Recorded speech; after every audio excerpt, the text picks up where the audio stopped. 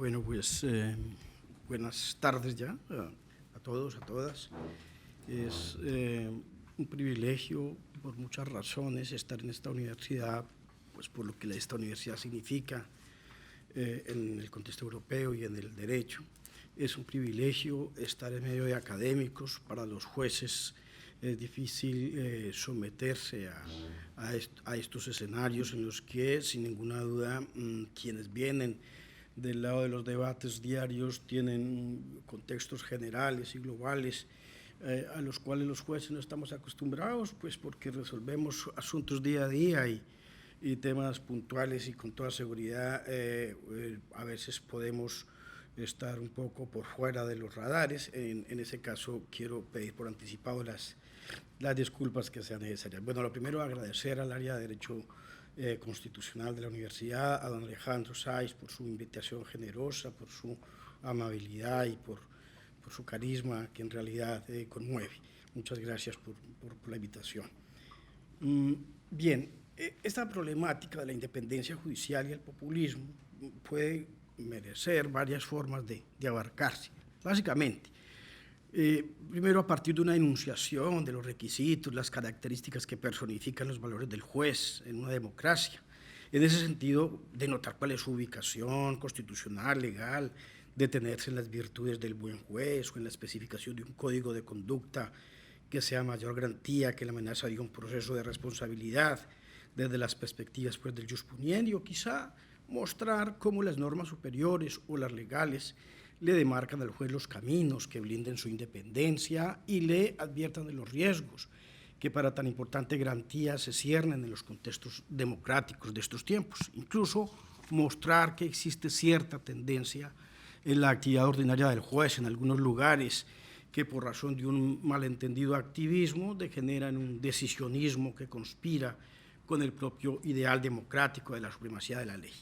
Bien, pero poco de eso será lo que sea objeto de esta disertación en media hora, según pues es el consenso que se ha alcanzado para quienes hablamos aquí hoy. Más bien, y como se me ha pedido, haré un esbozo de lo que a partir de esos términos, populismo e independencia, ocurre en Colombia, un poco en estado de la cuestión, digamos, muy a mi manera, como una suerte de aporte pues, a la construcción de algunas ideas que a partir de los diálogos, inclusive de jueces, de profesores europeos, estamos encontrando hoy. Bien, sería injusto con la Corte Constitucional, donde trabajo, no decir dos ideas sobre lo que la Corte ha dicho sobre esos temas. En Colombia, el artículo 113 habla de la separación de las tres ramas del poder público y de su colaboración armónica, de lo que ya aquí pues, se ha hablado suficiente.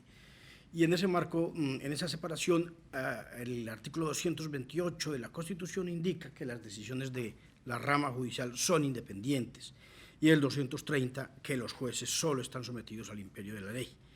Por ejemplo, en una sentencia 285 con C de 2016, la Corte distinguió lo que era la autonomía de la independencia.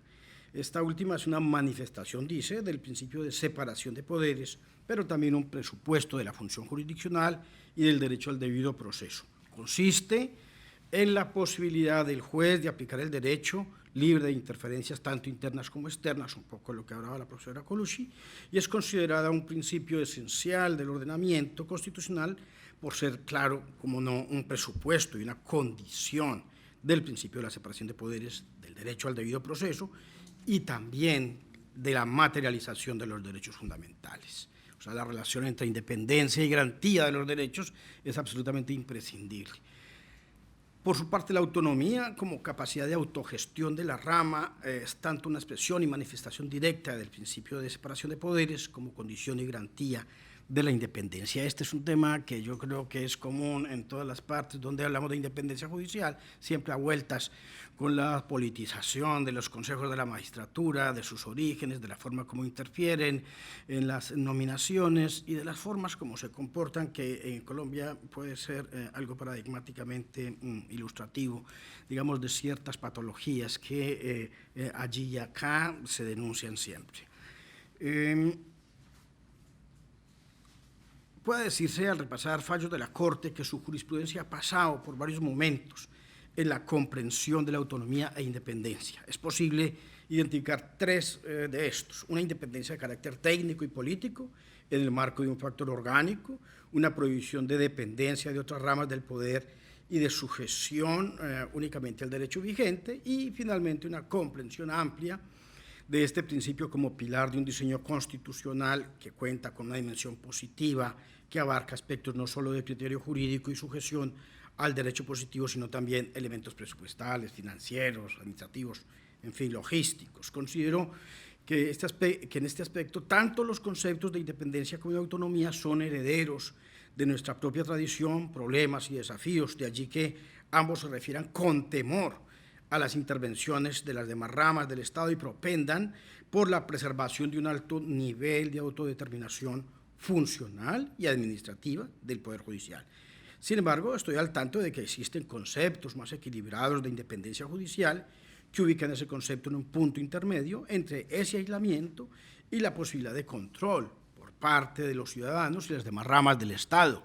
Incluso se hace referencia a un nivel mínimo de accountability como elemento necesario de la independencia judicial y, desde luego, del necesario diálogo institucional o diálogo entre poderes como un ejercicio menos temeroso de la independencia judicial que no se opone a la interacción entre órganos del Estado. De manera que entiendo como juez que tampoco interesa a un juez aislado socialmente, alejado del contexto en el que debe operar o sin compromiso social alguno.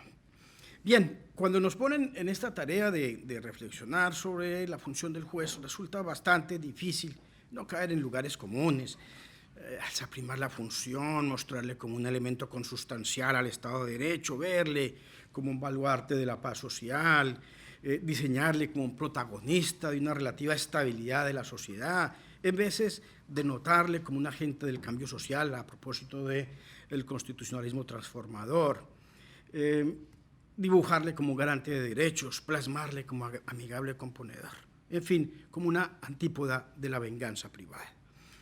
De siempre el oficio del juez circula entre el afirmar de lo científico, pero asimismo también en el decantar de valores superiores, inspiradores del humanismo. Ciertamente, desde tiempos inmemoriales su trabajo ha estado matizado de sabiduría, divinidad y practicidad, y ello también hace que éste se encuentre sin excepción en la mira de todos los actores políticos y sociales, como también lo mostraba aquí Antonio. Todos, en fin, tienen que ver con su tarea.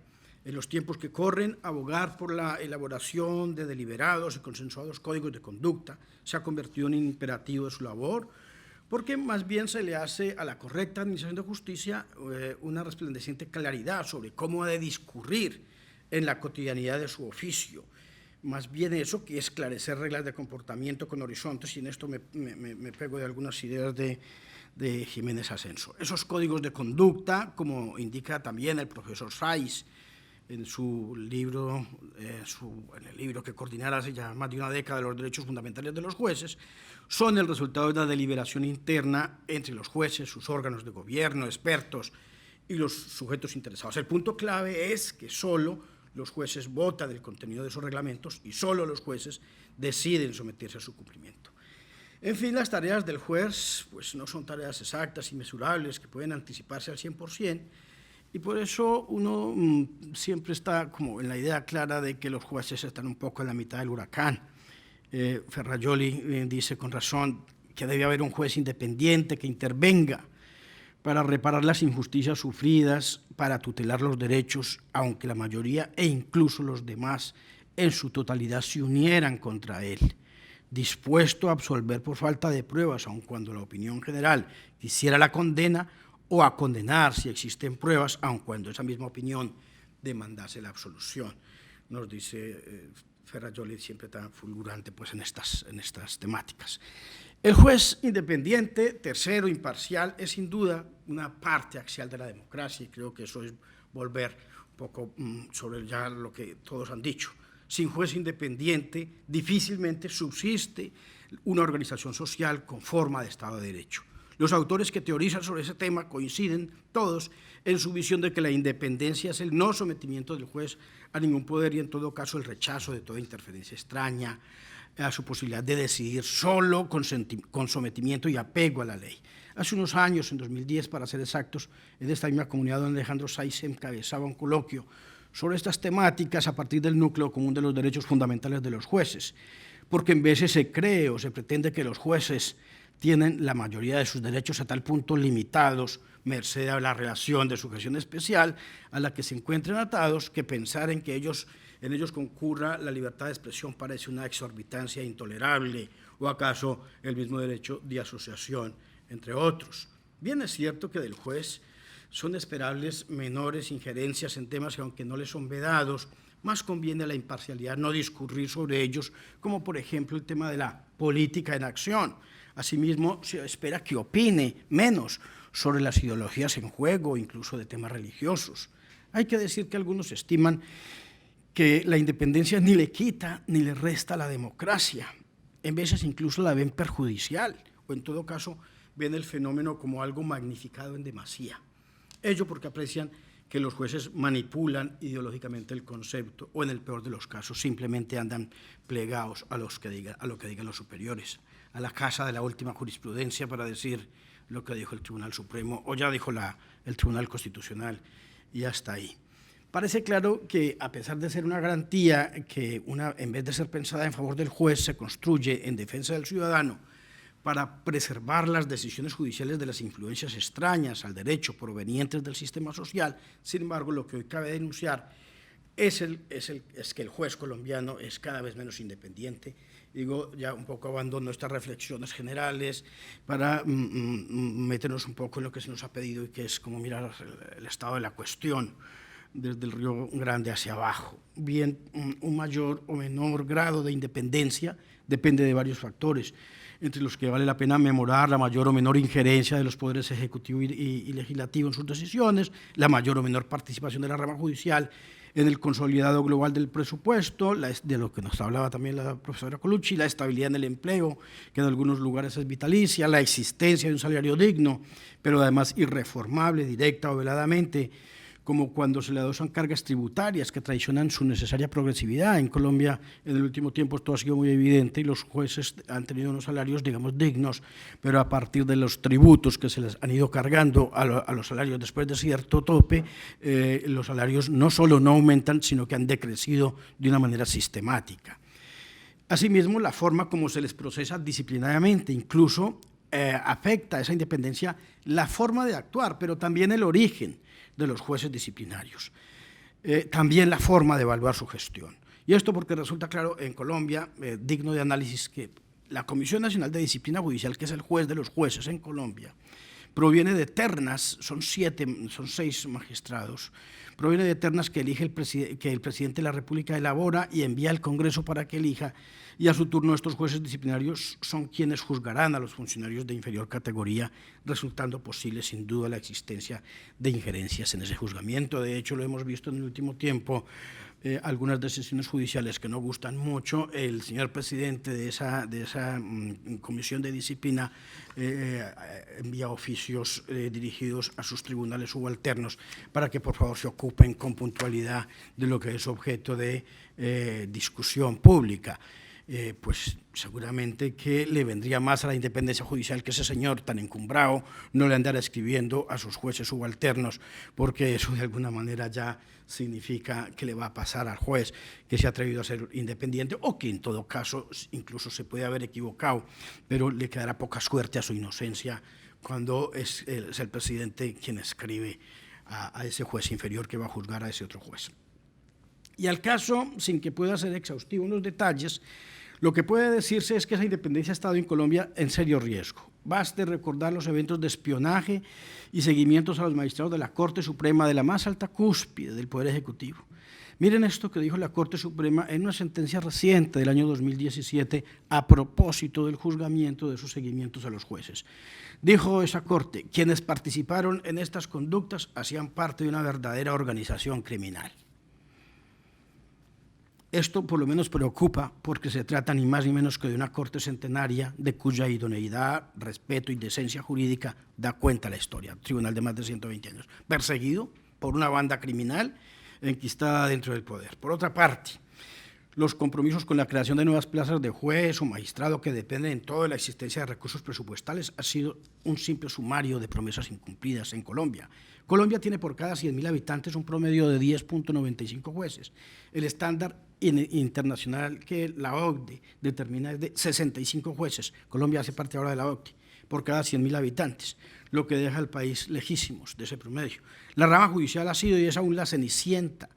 Y en esa misma línea dígase que el país ha multiplicado en un 100%, casi en un 100%, su demanda de justicia en 20 años, todo esto con datos estadísticos, sin que el cuerpo de jueces apenas se haya aumentado en tasas que son absolutamente incipientes. En la misma senda también tiene que advertirse que los jueces no son enemigos de que se les efectúe control de rendimiento. Sin embargo, las formas como en el último tiempo se pretende calificar a los jueces a partir de ciertas estadísticas que utilizan como la estadística de la fábrica de zapatos para medir la cantidad de sentencias judiciales es francamente indigna.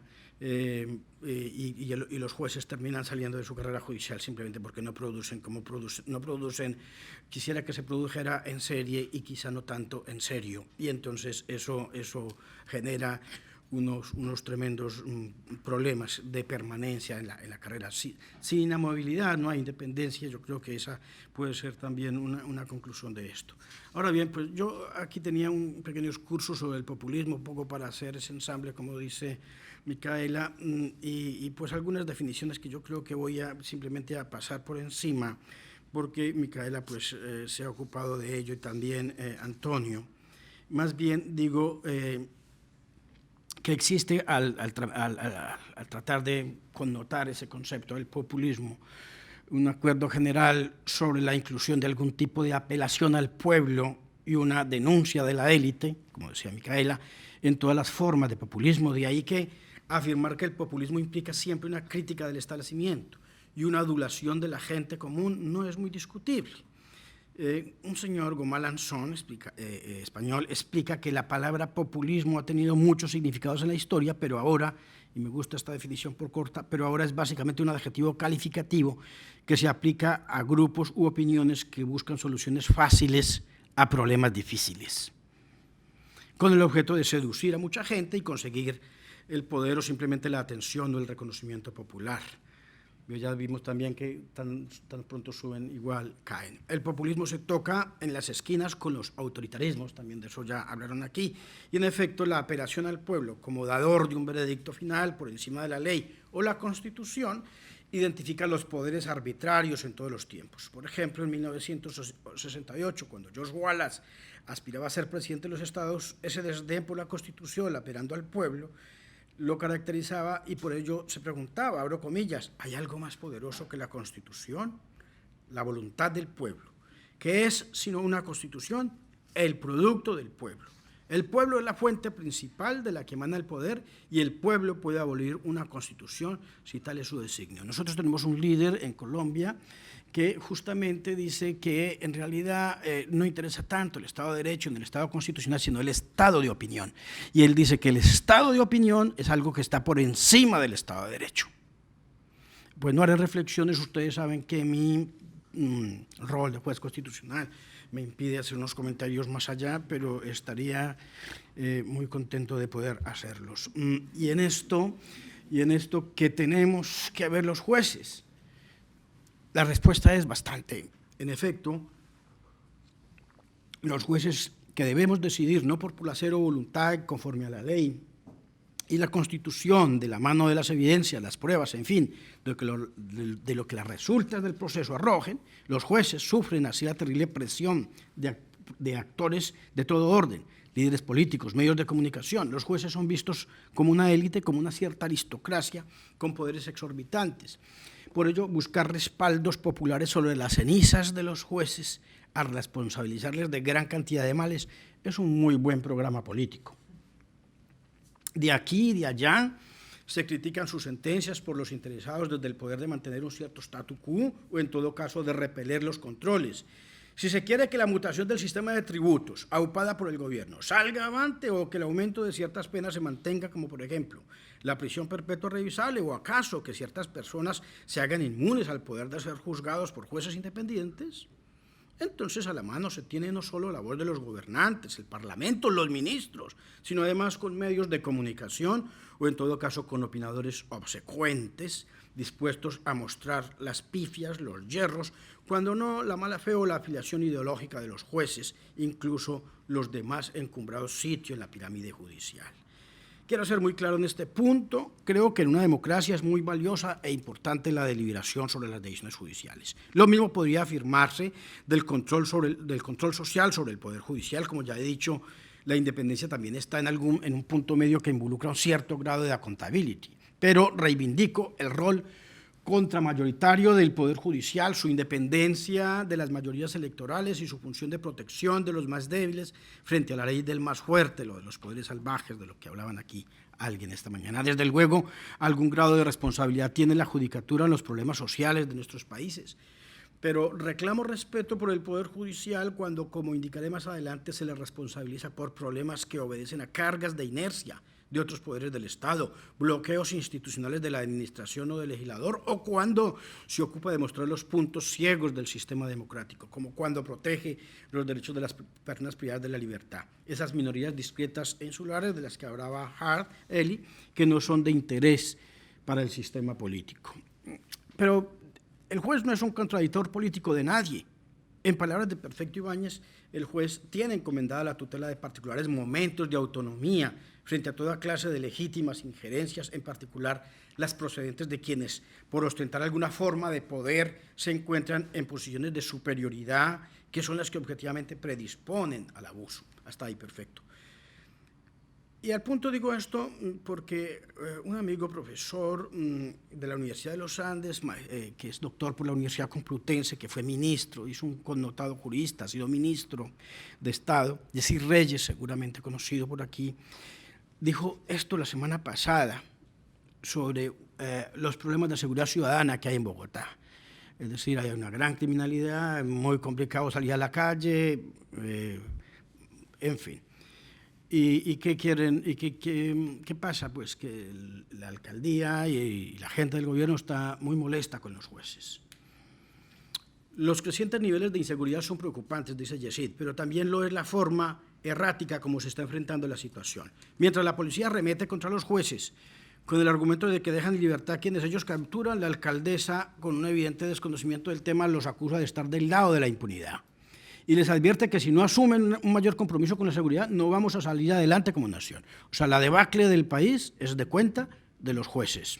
No sabíamos eso. El ministro de Justicia, en la misma línea, nos recordó que gracias a sus enormes esfuerzos, a los del ministro, para reducir el hacinamiento de las cárceles, estas ya están listas para ser llenadas nuevamente. Les pidió a los jueces que no se apeguen tanto a las normas. Les voy a leer textualmente para evitar malinterpretarlo. Dice, comillas, los jueces y fiscales de nuestro país no pueden ser tan exegéticos ni pegados a la norma.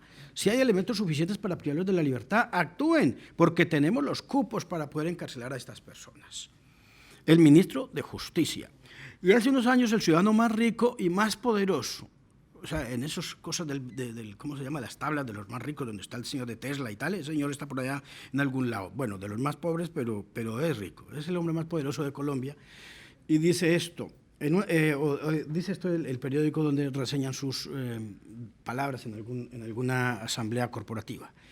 En una declaración pública realizada el miércoles en Bogotá durante la Asamblea General de la ANIF, que es la Asociación de Instituciones Financieras, el empresario Luis Carlos Sarmiento aseguró que el sistema judicial es precario y ha sido responsable de que fenómenos de grupos ilegales estén vigentes tras más de 50 años de confrontación armada, las FARC, lo que podría incluso repercutir negativamente en un eventual escenario del posconflicto.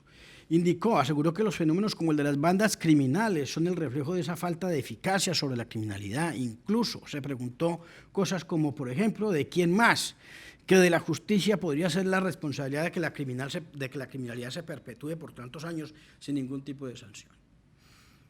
Bueno, hasta donde sabíamos, pues los jueces éramos responsables de unas altas misiones, pero pues de que no hubiera bandas criminales, de que no se perpetuara pues el delito, etcétera, etcétera, pues no sabíamos nosotros sabíamos que éramos guardianes no sabíamos que éramos los guardianes de la seguridad en los campos y las ciudades, que éramos los actores de las reformas sociales, como se lucha contra la criminalidad, Bueno, entre muchas otras cosas. Es necesario recordar que los jueces solo acatan la ley, que ese es su quehacer y que cada uno responda por lo que es suyo. La impunidad no es un problema de los jueces.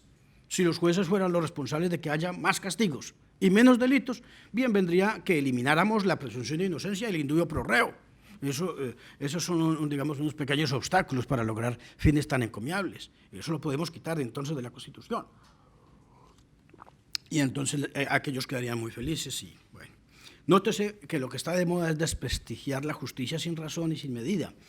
¿Qué mejor que semejante escenario para responsabilizar a la justicia de la existencia de bandas criminales, de grupos guerrilleros?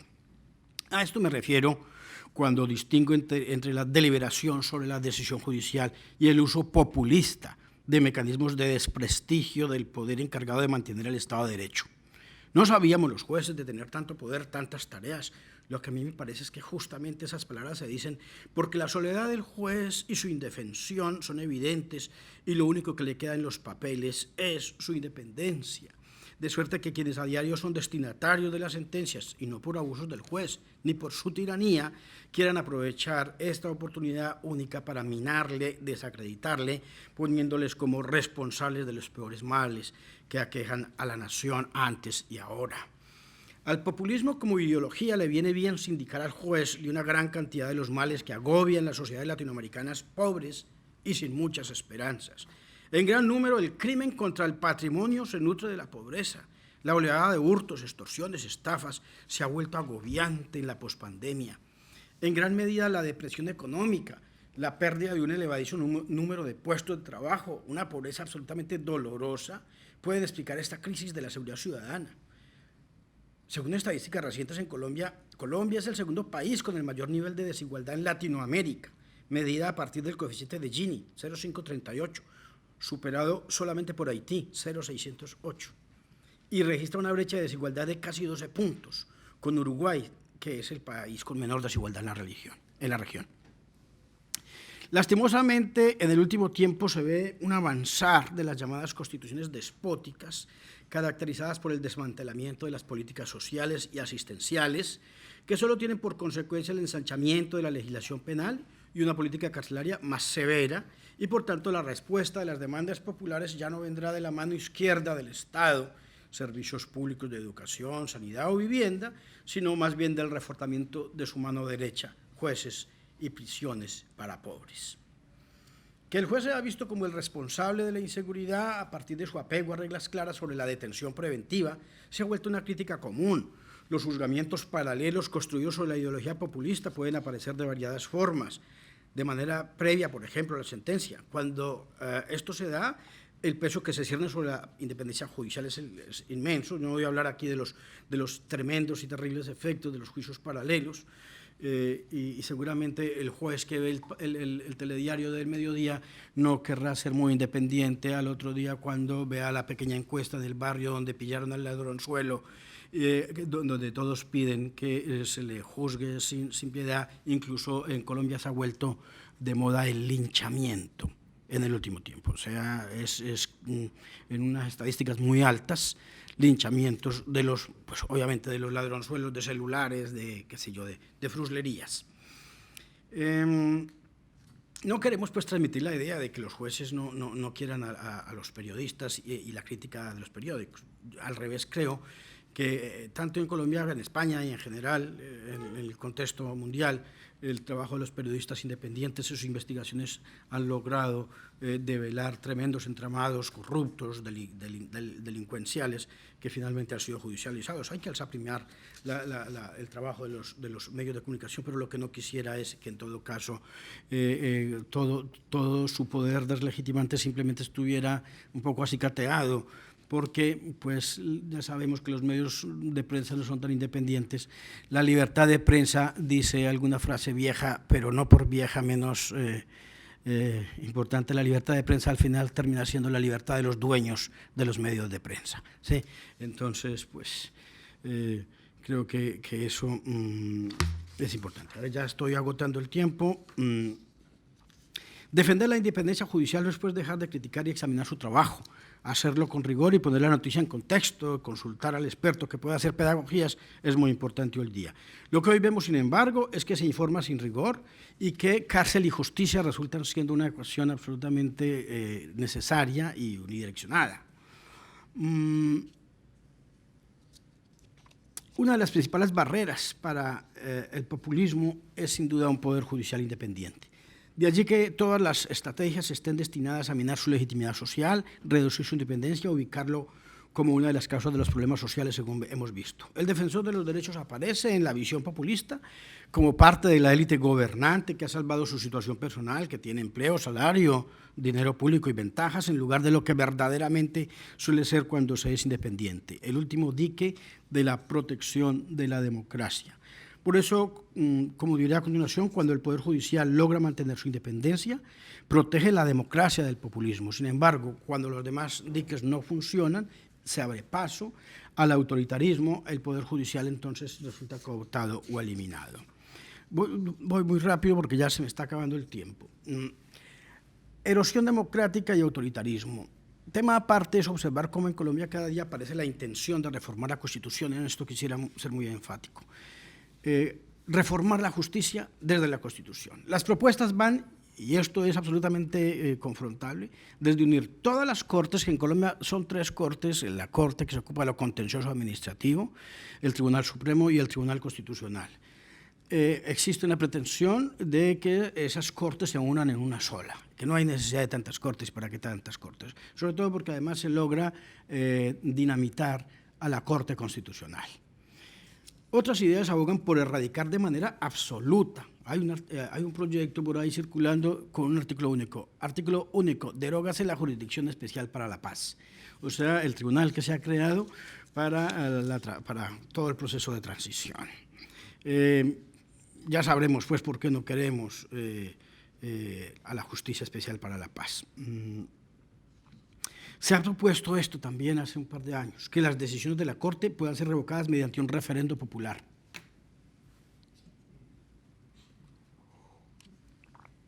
Y así una gran cantidad de propuestas de reforma a la Constitución, lo que decíamos aquí, erosionar la democracia desde las instituciones democráticas, lo que a la postre termina fracturando su médula democrática a partir de devaneos populistas que retratan sobre todo a la Corte Constitucional como abusiva y necesitada de contención. Esa especie de deriva autoritaria se toma la Constitución por asalto a partir de mayorías parlamentarias y pretende, contra los valores superiores del ordenamiento, imponer sus razones sin mayor deliberación. Aquí ya citaron a Levinsky y Ziblatt, yo también lo haré. Lo que dicen ellos es esto: la paradoja trágica de la senda electoral hacia el autoritarismo es que los asesinos de la democracia utilizan las propias instituciones de la democracia de manera gradual, sutil e incluso legal para liquidarla.